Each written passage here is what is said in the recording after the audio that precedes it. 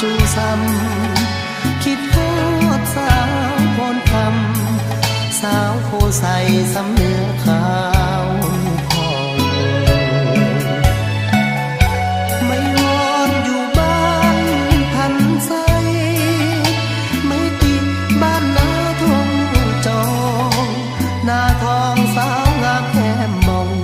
ยังสุขสมปองทุกคนบ่นา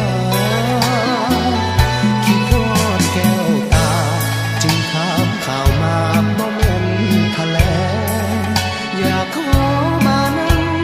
แง่สาวสีแทงไม่ท้องน้องลาใส่เด้สาวบ้านมีสุขอยากให้อายทุกซอกหาดาวเวียงนัดกันเทื่อหน้าจะมาเยี่ยมยามแวะกินข้าวงานบ้านนาลิ้วอยู่ส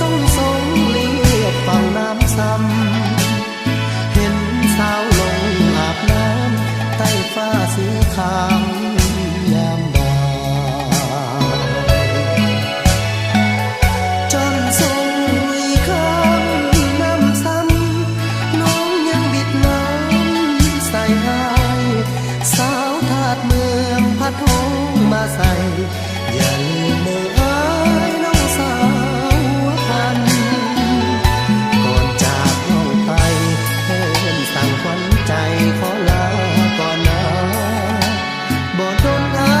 ยจะกลับมานาสกามอย่าลืมคำมันสาวนาน้องบวงขับมองน้องขับส่งอายคืนนั้นถึงแม้นหลายปีพ้นผ่านสำเนียงน้องนั้นอายยังบ่ลื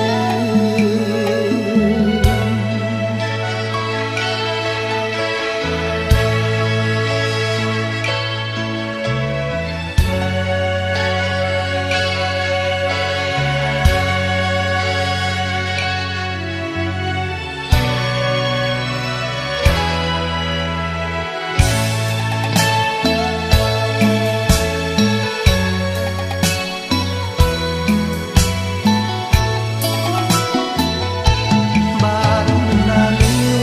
อยู่สงเลียบฝั่งน้ำซ้ำเห็นสาวลงอาบน้ำใต้ฟ้าสีขาวยามบ่าย